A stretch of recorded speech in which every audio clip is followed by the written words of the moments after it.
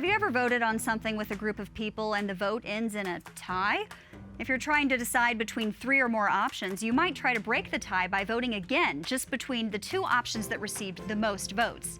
In elections, this scenario is called a runoff. To win an election, a candidate, of course, needs to get more votes than all of their opponents, but how many more differs by the state where the election is being held. The threshold for winning can be either a majority, where a candidate gets more than half, or 50% plus 1 of the votes, or it can be a plurality, where a candidate just gets the most number of the votes. In Georgia, if a candidate in state legislative, executive, or congressional elections does not receive more than 50% of the votes cast, the top 2 vote getters compete in a runoff.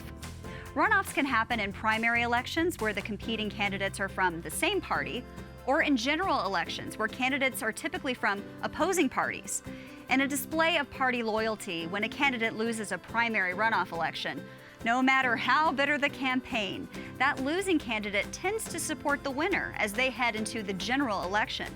This is because they are focusing on defeating the other party.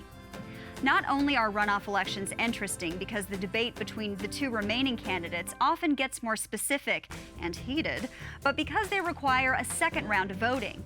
After already voting in the primary and general elections, voters can often feel exhausted by all the debates, advertising, and campaigning, and this often results in fewer voters showing up on runoff election day.